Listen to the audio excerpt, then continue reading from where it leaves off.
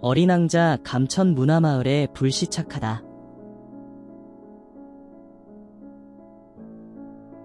감천 문화마을에서 시작된 이야기.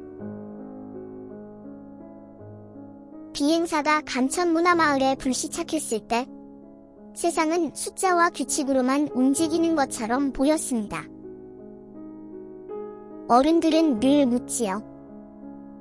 얼마나 큰가요? 몇 명이나 살죠? 값은 얼마죠? 지구 반대편에서 날아온 관광객 같은데 이곳 한국의 옷, 한복을 입고 나오네요. 역시 한복은 한국 사람이 입어야 잘 어울리는 것 같네요. 제가 살던 별, B612보다 이쁜 누나들이 많아 지구가 좋은 이유입니다. 카페도 하나만 있어도 될 텐데 왜 이렇게 많은지? 한 집, 두 집, 세 집, 네 집, 아휴. 지구인들은 커피만 마시나 봐요. 어린 왕자는 속으로 생각합니다. 어른들은 숫자를 좋아해. 하지만 숫자만으로는 아무것도 이해할 수 없다는 걸 어린 왕자는 알고 있었습니다. 장미와 책임. 어린 왕자는 자기 별에 장미 한 송이를 남겨두고 떠났습니다. 그 장미는 까다롭고 허영심도 많았지요. 그래도 어린 왕자는 그 장미를 사랑했습니다. 왜냐하면 그는 그 장미에게 시간을 쏟았기 때문입니다. 그래서 이런 이야기를 합니다. 내가 너의 장미를 그토록 소중하게 여기는 건 그 장미를 위해 들인 시간이 있기 때문이야. 사랑은 타고나는 감정이 아니라 함께 보낸 시간 속에서 자라는 것이라는 걸 어린 왕자는 이미 알고 있습니다. 지난번 지구에 불시착했을 땐 사막에 떨어져서 집도, 차도, 물도, 사람도 별로 없었지만 감천 문화마을은 집도, 차도, 물도, 사람도 넘쳐납니다. 노을. 어린 왕자는 노을을 바라보며 감상에 잠기는 것을 좋아했어요. 여우와 길들임. 지구에서 만난 여우는 어린 왕자에게 아주 중요한 비밀을 알려줍니다. 처음엔 서로 아무 의미 없는 존재였지만 함께 시간을 보내고 기다리고 약속을 지키면서 둘은 점점 특별해졌습니다. 여우는 말합니다. 길들인다는 건 서로에게 특별한 존재가 되는 거야. 그리고 덧붙이지요. 내가 길들인 것에 대해서는 끝까지 책임을 져야 해.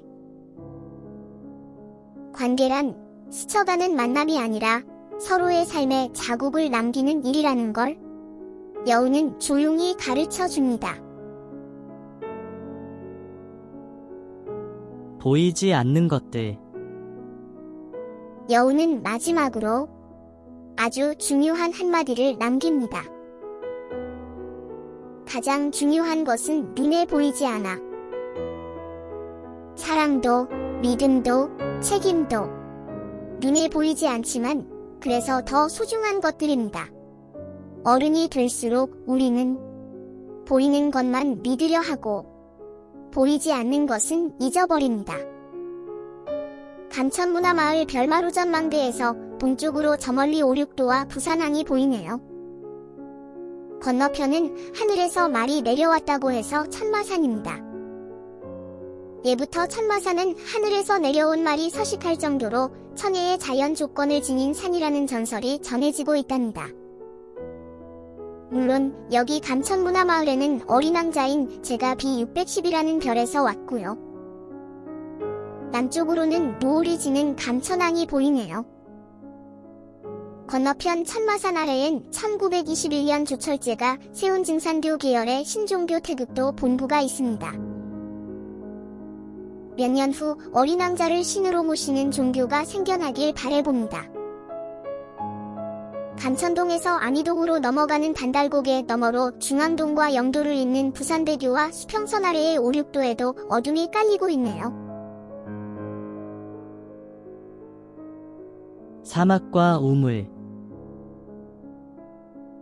사막은 메마르고 텅 빈 곳처럼 보입니다. 하지만 어린 왕자는 말합니다. 사막이 아름다운 건 어딘가에 우물을 숨기고 있기 때문이야. 여기를 찾아오라고 다양한 언어로 신호를 듣고 최근에 제가 찾아왔어요.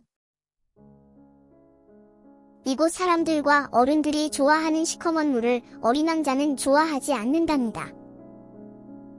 이 골목 계단 끝에 우물이 있어요. 그럼 우물이 있는 곳까지 책을 읽으며 올라갈까요? 너지, 내가 너의 꽃이었으면. 노인과 바다. 죽고 싶지만 떡볶이는 먹고 싶어.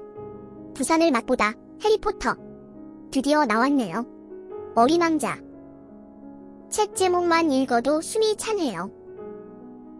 인생도 그렇습니다. 힘들고 건조해 보여도 어딘가에는 반드시 의미와 희망이 숨어 있습니다. 그걸 찾는 눈을 잃지 않는 것이 중요하겠지요. 천독수 이야기. 마을 한 청년이 어린 동생과 홀어머니를 모시고 살아가고 있었다. 그 청년은 마을에서 소문난 효자였다. 항상 너그러운 마음으로 어려운 사람들을 도왔다. 그러던 어느 해 이 마을에는 심한 가뭄이 찾아와 땅은 마르기 시작했다. 개울과 우물에는 물 한 방울 남지 않았다. 청년은 마을 한가운데 새로운 우물을 파기로 생각을 하였다. 허기와 싸우면서 잠도 없이 땅을 파기 시작을 했다. 땅을 파면서 그는 오직 가뭄으로 고통받는 가족들과 마을 사람들만을 생각하는 어진 청년이었다. 마을 사람들은 모두 부질없는 짓이라 손가락질을 하였다. 그렇게 며칠을 땅을 파다가 서 있을 힘도 없어 그만 쓰러지기 전 청년은 하늘에 간절히 기도를 하였다. 청년이 간절히 기도를 한 기도문에는 하느님 제발 저에게 배고픔은 주되 다른 사람들에게는 주지 말아주세요. 하느님 제발 저에게 고통은 주되 다른 사람들에게는 주지 말아주세요. 하느님 제발 저에게 불행은 주되 다른 사람들에게는 주지 말아주세요. 그렇게 하늘에게 마지막 기도를 올린 청년은 영원히 눈을 감고 말았습니다. 이를 지켜주던 하늘에서 그의 덕행을 높이 사소원을 들어주게 되었습니다. 하늘에서 비가 내려서 온 마을 적셨고 청년이 파놓은 우물에서는 항상 맑은 물이 가득하여 마르지 않은 우물이 되었습니다. 그때부터 그 우물은 청년의 간절한 염원을 담은 천덕수 즉 하늘에서 얻은 큰 물이라고 불리게 되었다. 그리고 그 우물 앞에서 간절히 소원을 빌면 하늘에서는 덕을 쌓은 이들의 소원을 들어주게 되었다.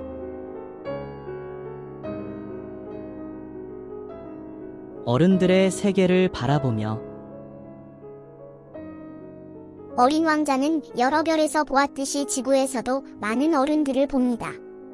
왕, 허영심 많은 사람, 술꾼, 사업가, 지리학자 등 모두 바쁘고 진지하지만 정작 왜 사는지는 잘 모르는 듯합니다.